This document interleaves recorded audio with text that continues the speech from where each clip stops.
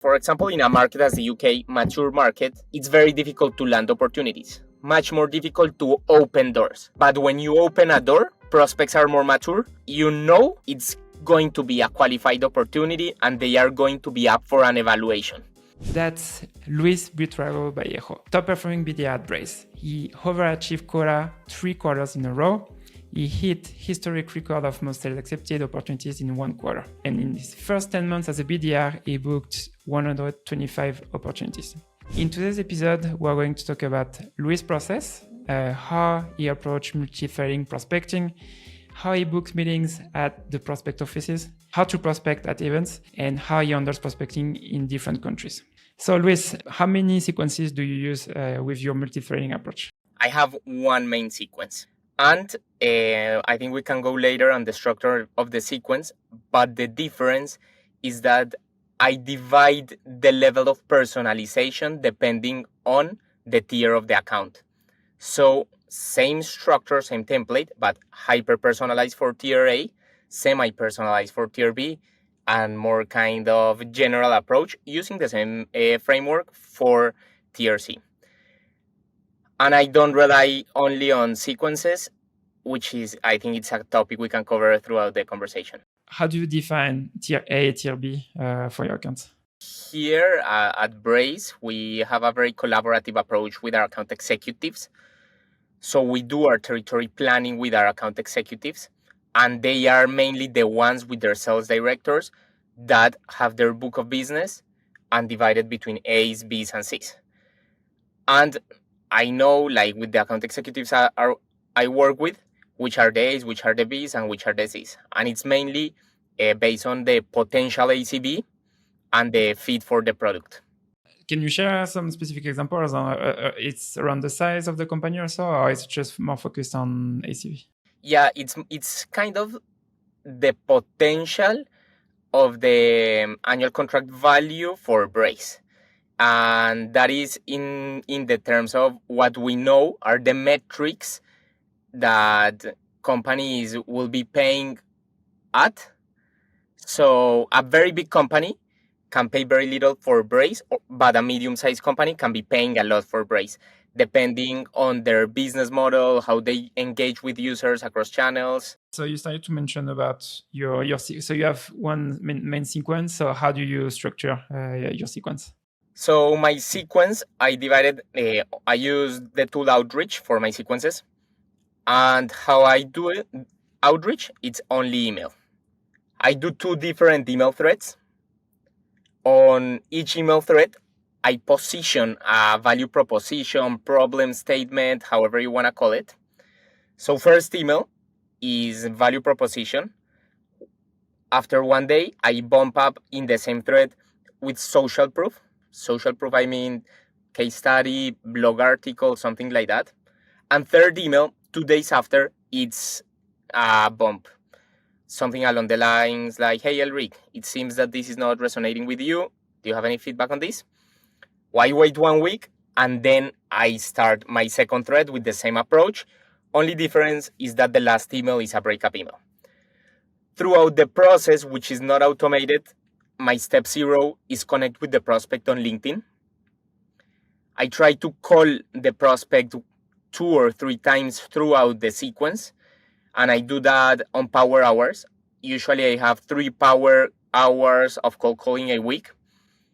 I try to have 1 LinkedIn touch, and my last resource is 1 WhatsApp touch.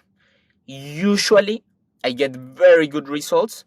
Like, it's very difficult for me to get an account through this process and not get a solid reply in terms of we are not interested, timing is not right, or yes, lands an opportunity. You mentioned you have 2 main threads on your email. So on the first one, you mentioned that you are focusing on value proposition.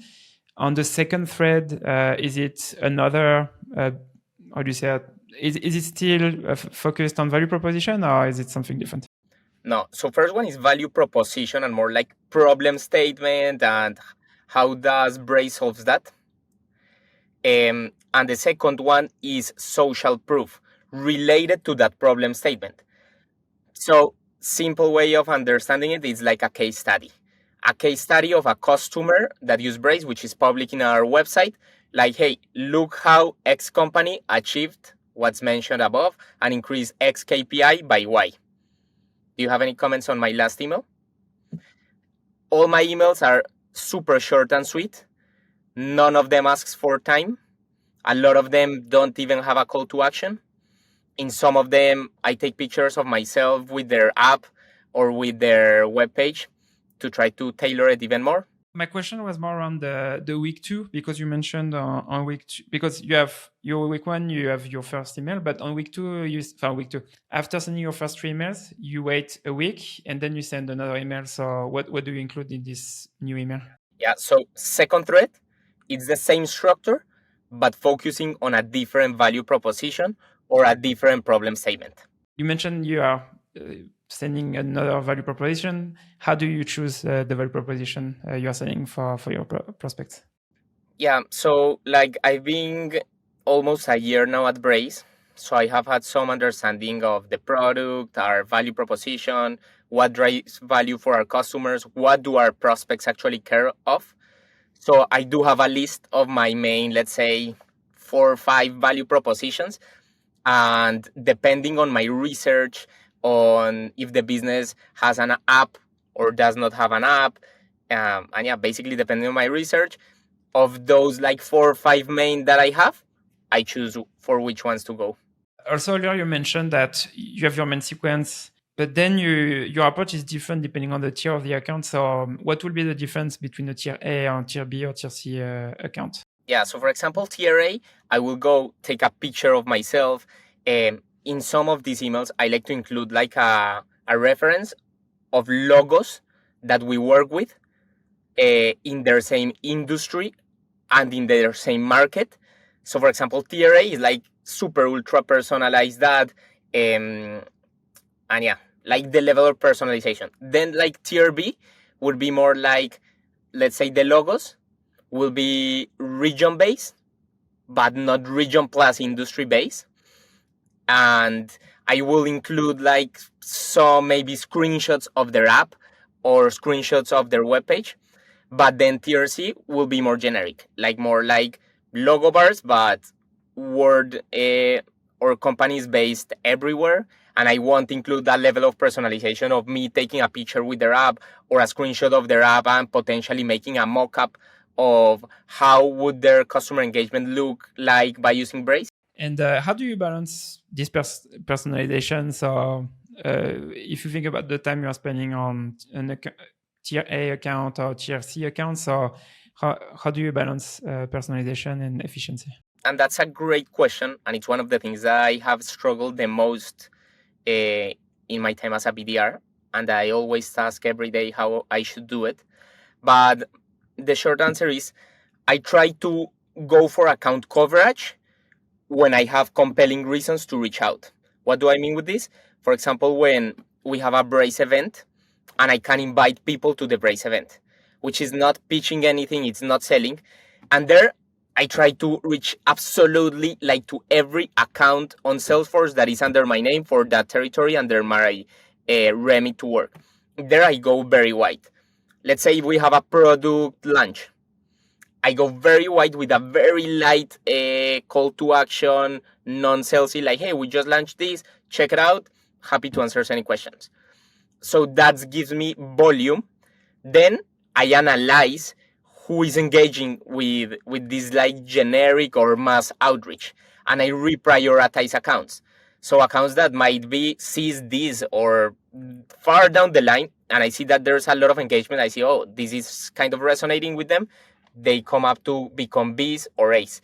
And when I go like sequencing and cold calling and IDs, I usually do it mainly for my As and my Bs. I know you mentioned that you are sending email, for example, for when you have an event or you have a new feature launch, a new feature on your product. Do you have anything else that you use to reach out to those prospects? No, I'm not a fan of completely generic outreach. So no, I don't do it. I just do it when I have a compelling reason, when I feel that like it's generic, an event invite is generic, but it's a fun invite. Like it's an invite to a networking event where there's gonna be food, drinks. So people usually don't get mad by receiving this kind of generic outreach. You mentioned that you reach out, you're focusing on tier A, tier B accounts. So when do you know that you need to double down on those accounts? What I mean is you see some engagement, but can be a prospect opening the email a few times, or what triggers are you looking for? That's one for sure. Like if I start to see a lot of engagement in that account and they go through all the sequence, like I didn't get a reply from important stakeholders, like for what my product is targeted to, but there's a lot of engagement.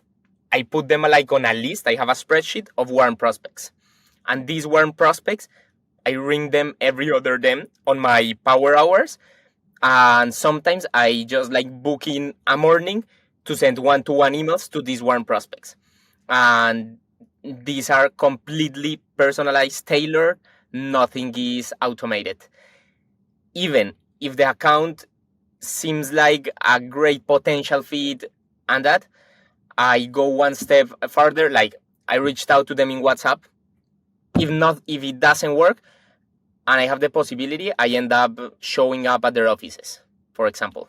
We are going to talk about when you go to the office. I have one question before that. So you are mentioning that you are sending tailored emails. Can you, for the listeners, can you explain how you structure your email? Yeah, so what I mean by a tailored email, and it's not like rocket science, it's I have them in my warm like leads, and I see a close one email of a logo in that industry. So I know, I know how to relate it. I'm like, hey, this brand just became a Braze partner for XY reasons. Would love to share these use cases with you. Best, Luis. Simple as that can be.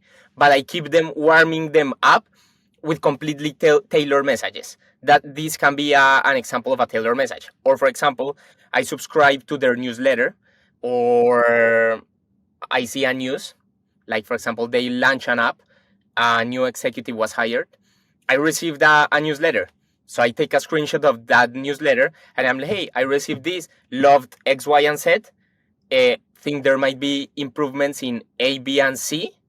This is how brand X does it.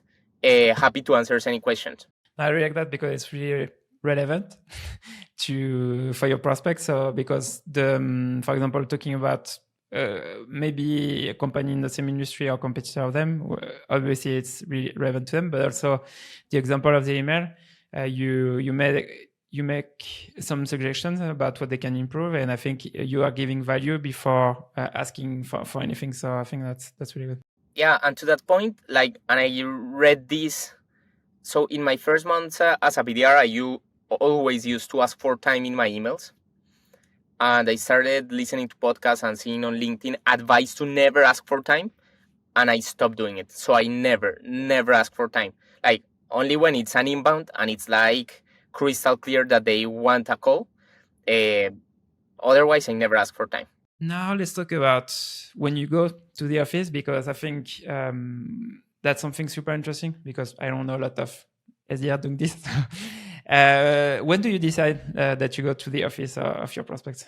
Yeah, and you know what? Like now that you're talking that point, I'm gonna take one step back. And this morning, walking to the office, I was thinking about this podcast that we're going to record today, and I was talking like, okay, why have I landed the opportunities that I have landed in my first 10 months at Braze?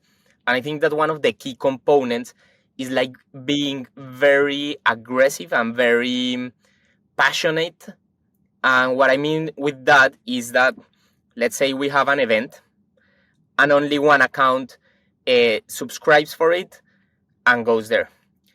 An easy take for myself will be, no, it's only one account. Let's leave it to the AE. They can talk to them and let's see what happens. Every time I see an excuse like that, like I go all in, go to the event, try to reach them out, and I have concise examples of accounts that have been to events, and the only reasons that they became sales qualified opportunities and are progressing farther down the pipeline is because I showed up there and chased them throughout the venue to be able to have a conversation with them. Now, to answer your question of going to the office, for example, I'll share one or two stories with this. There was one of the most strategic accounts of my territory. I've been targeted them for 10 months. And one day, they're not based, I live in London, they're not based in London. One day I was in the city where their headquarters is. I was super tired because we have had like late nights all the week being in industry events. And I said, like, it was a Friday. It's kind of a tech company. So usually people work from home nowadays. And I was like, I don't care. I'm going to show up to see what happens. I went to a local pastry shop, bought some pastries, and went to the reception. And tell the reception, like, hey, I'm looking for, let's say, Elric. And he was, oh, yeah, do you have a meeting with him? And I was like, no, but we know each other. We have been in touch in the past. And tell him that I brought him this and that if he's open to receive me for a coffee. And he was like, oh, yeah, let me Slack him. And I sat there in the reception, like, became friends of the receptionist. Long story short, waited for 1 hour. And then he replied, I'm not here. So I take a photo of myself, a selfie.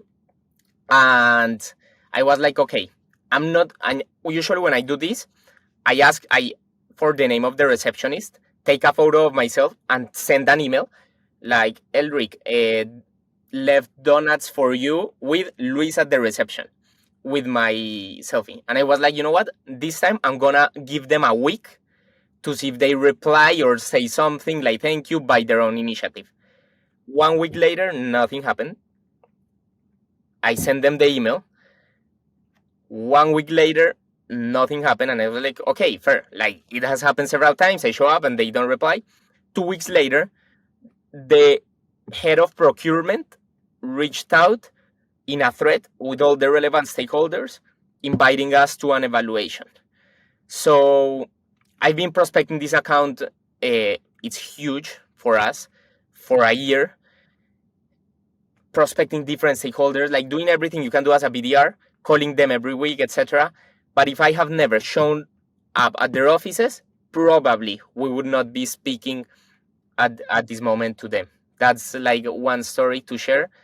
But like, I think that the message behind that is that you need to be like, go 1 more mile. And what that means in real life is like, go and chase the prospect in real life. I think another key learning here is also something people are too much focused on sending just one touch and they are thinking, oh yeah, that's it. And they're going to reply, even though it's super personalized. But you still, you didn't stop to reach out. Because what's happening generally in the, how do you say that? The back end of your prospect, it's they are seeing it, but sometimes they forget to reply to the email. But because you are still seeing it and you give this experience of being at the office, being really personalized to them, they didn't forget about you. And the moment when they are evaluating you, they reach out to you. So yes, they didn't reply directly to your emails, but you make a really good impression and they reach out to you at the moment they need to talk with you. So yeah, and I think like when we showed up like with my account executive to that intro call, they were super open and like we're very grateful about that detail. Like, it kicked off like a potential evaluation with a lot of trust already built. Like, not only because at the end our job is not only booking meetings, but booking meetings that close. And I think that makes an interesting difference. No, and you're right on this. Before talking about going to the office of your prospects, you mentioned a few things also about events. So how do you approach events? And I know there is different type of events. I know Braze hosts events, but also you have industry events. So what's your process with events? Yeah, so like there are two kinds of events. Ones which are Braze focus events. They have been like a great tool for me as a BDR. And how I use them is to have account coverage mainly. So I create a 3-step sequence, very plain and simple, and I reach out to absolutely every account and everyone in that account. Like, even though it might not be the exact title role we want to speak to, but this has given me the possibility like to land opportunities that we had no idea could be tier A accounts because they are on active evaluations, you know? And usually people receive these messages very well because it's not pitching, it's not selling, it's an invitation. So like their mindset of reciprocity is very high. So get a lot of replies. And even though a lot of people cannot attend the event, we spark conversations on the back of an event invitation, which land in meetings and opportunities. So that's before trying to land a lot of subscriptions to the events. Second, I try to go to every event that I can go. Like if it's in London or if it's in a city that my team has the possibility to send me, I go to everyone. I do some prep and yeah, go and meet the people. And my objective there is to, one, get their WhatsApp if I don't have it, and second, try to set a next step. And I try to speak like in person to every person that I land an opportunity with. The other like face of the coin will be industry events. So, for example, we go to events where there are like one-to-one meetings, and you can be a sponsor of the event, and like kind of have like speed dating style meetings with prospects, and it's the same. I do like a lot of mass outreach. A lot of these events, they have an app, so you get like a user, you get to the app. So I go to the app and I text absolutely everyone who is under like my territory to target. But like I don't leave it to the destiny if they're gonna reply or accept the calendar invite to the app. I send them emails, I send them LinkedIn messages, I call them, I send them WhatsApp. So like I appear throughout every possible channel to land meetings. And same, if I do not land meetings before the event, but I am in the event, I have a list of the potential prospects that I know are going to attend the event, and I go as crazy as I can to chase them in the event to show up. And what a cash! Like there was one funny story, which I knew, like a target account. I knew her, like, and I started like kind of chasing her, but I wanted to be that creepy. And in a break, she went out like of the conference room. She went to the bathroom, and I was like, no way, I'm not gonna approach her after she comes out of the bathroom. This will be very creepy. But then she went like to the coffee station, and I went, and I was like, oh, hello, how are you? So, what's your name? Oh, you having coffee or tea? And we have a conversation. I was like, oh, where do you work? I knew exactly who she was, what her title was, where does she work. She was, no, I work at X. And I was like, no way, I work at Tal. What are you using for this? And then we end up landing a conversation and a meeting on the back of that. So, and I've been to events like where a lot of BDRs, where a lot of account executive sales directors go, and I see like, and I say it very humbly, like trying to be like humble, but I see that a lot of people just open their laptop and don't take advantage of having absolutely a lot of prospects to talk to in this event.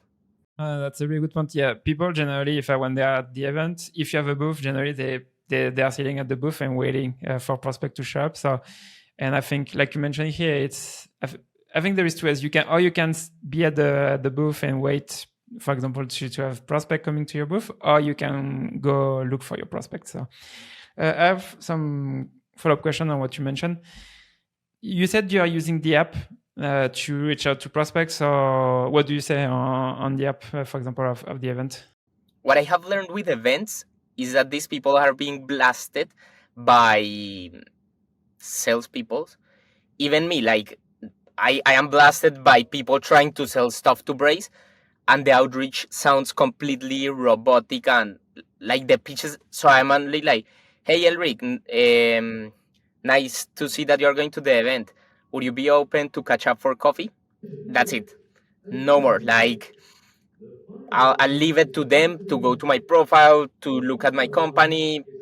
Then, like through email, LinkedIn, and that, a little bit more of a pitch, but very straightforward and to the point. Yeah, so it's a really light touch, actually. And also something else you mentioned, you are doing some preparation before the event. So how do you prep for an event? It can be a Braze event or industry event. It's very similar to how I prep for intro calls, and it's like understanding who the person is, what's their role, who might be interesting stakeholders in that organization that we might want to speak to, what other companies in that industry are Braze customers, what channels do they use to engage with their end users. Like, it's not rocket science, it's something very brief. I try to download their app, try to subscribe to their newsletter, to start receiving their emails. So in any case, like, I bump with them, or I chase them and bump with them. I can tell them, oh, look, actually, I am your customer, or something like that. Also, you decided to talk about the story with the person that you booked at the event. Do you have a process when you are talking to a prospect at an event? My main goal, and I learned that from an account executive that I admire a lot here at Braze, is that the goal at an event is to book in a next step, nothing else.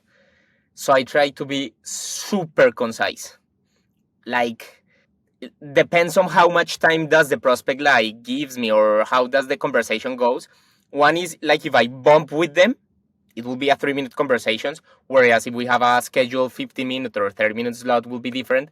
But I try to do a little bit of discovery to see if it's worth our time, pitch very concise and straightforward, and schedule a meeting. And by scheduling a meeting, I mean picking up my phone and putting it on the calendar, showing it, and hey, can you see if you received it? Yes. Because what I've learned that happens in these events are, a lot of people are like, yeah, love it, send me some emails. And it has happened, I have done it, and they never come back. I think that's a really good point, because like you mentioned, also you have a lot of salespeople who are trying to prospect them at the event. So you need to make sure, one, obviously with your process to make a great impression, but also if you book the meeting, making sure they accept the invite. And like, to add something to there, and also what I try to do in discovery calls when I am the one holding them, which is something I learned from an account executive here as well, is that, like, the goal of a discovery call is not to make discovery. It's impossible to close a huge deal making discovery in a 30-minute call. Like, it's obviously making initial discovery, but the most important thing, one, is to make yourself likable. Like, that your counterpart says, like, oh, this is a cool guy, it's smart, it's someone worth my time. And second, to book in next steps. So that's how I approach every meeting, every cold call, in person, every encounter with a prospect. Something also that's interesting with you is you are prospecting different countries in Europe. How do you approach, how do you adapt your prospecting approach with different countries? Can you share some examples? So to give some context, I prospect different countries. Prospect like Portugal, Spain, Italy, UK, Netherlands, Belgium, Israel. So a lot of countries. And the main difference is on the maturity of the market and on the market penetration Braze has in this market. So for example, in the UK, we have a lot of market penetration. Other markets are more like new markets, emerging markets for us. And this is completely different when prospecting. So, for example, in a market as the UK, mature market, it's very difficult to land opportunities, much more difficult to open doors. But when you open a door, prospects are more mature. Like, it's going to be a qualified opportunity and they are going to be up for an evaluation. And it's going to go to a sales cycle where either we close won it or close lost it. But whereas in newer markets, people are more open to speak upfront, like to landing opportunities, but it's more difficult to progress pipeline, in the sense that sometimes they're just curious and they're like, yeah, sure, let's meet. and they just want like education and that, and they're like, oh yeah, interesting, send me some stuff, let's speak in 2 months, let's speak in 4 months. So now taking one step back, how does that look in prospecting? For mature markets, I am more strategic. I don't blast them, and I'm much more aware of what comms I send them, of targeting less people in the account to not burn the account, etc.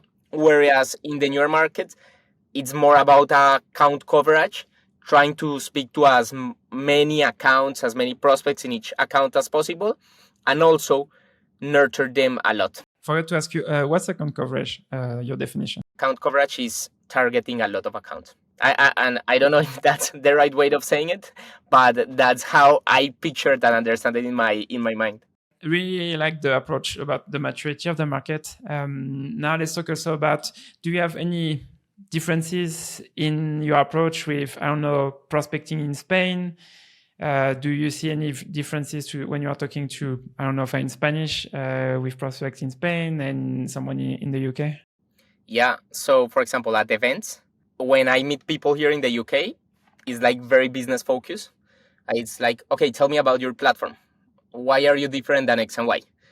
Whereas in Spain, it's just talking about life, like how's the sangria, how's the mojito, and they don't even talk about the product.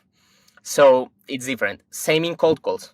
Like cold calling, like the UK market, super sharp, super concise, and like we're calling about this, yes or no. Whereas in the other one, like I try to put in some jokes, try to bring more of my personality in markets such as, for example, as in Southern Europe.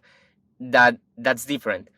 And also when I prospect in different channels, like I try to make it more more of my business hat, like more of my serious personality for the UK market, let's say. Whereas newer markets is more like make it cheesy, make it try to be funny. I don't know if they found it funny or not. At least I do, but it's more like of bringing this sense of humor, personality, relationship building. You make a good point on this, because it's, you need to adapt for each market and see what's working. And I know in the UK, for me, I'm prospecting more in the US, but I think it's pretty similar to the UK. It's pretty straightforward. You don't have like chit chat or stuff like that. So last question for this conversation. So what piece of advice will you give to a brand new SDR, and what piece of advice they should ignore? I would give myself that advice 10 months ago, is to adapt every advice they receive. Every advice they listened in your podcast, in any podcast, on LinkedIn, of peers, colleagues, because I don't think that one size fits all in terms of prospecting, business development. I think that every region, every market, every industry, every product is different. But more than that, every person is different. And I think that now moving to the next question is like, what piece of advice is try to experiment a lot to find your superpower.